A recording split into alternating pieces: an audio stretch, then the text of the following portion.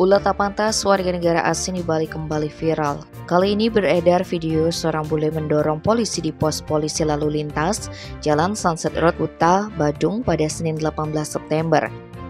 Disinyalir bule laki-laki berbadan kekar itu mendorong polisi cukup keras karena tak terima ditegur setelah melanggar aturan lalu lintas. Kejadian berawal ketika bule yang mengendarai NMAX tersebut sedang berhenti karena lampu merah di depan pos polisi lalu lintas.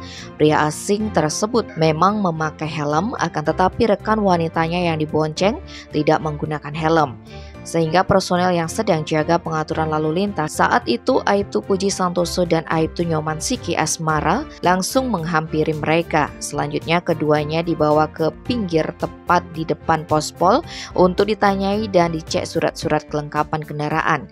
Saat diperiksa karena melanggar aturan, itulah bule yang tak disebutkan namanya ini merasa tidak terima. Lalu dia tiba-tiba marah dan mendorong Aibtu Puji Santoso. Aibtu Nyoman Siki Asmara langsung melerai dan memberikan penjelasan kepada WNA tersebut mengenai aturan lalu lintas yang berlaku. Selanjutnya bule itu diberikan hukuman berupa teguran dan pemahaman mengenai aturan lalu lintas. Setelah itu WNA tersebut dipersilakan melanjutkan perjalanan oleh Aibtu Nyoman Siki Asmara. Tim Bali Express melaporkan.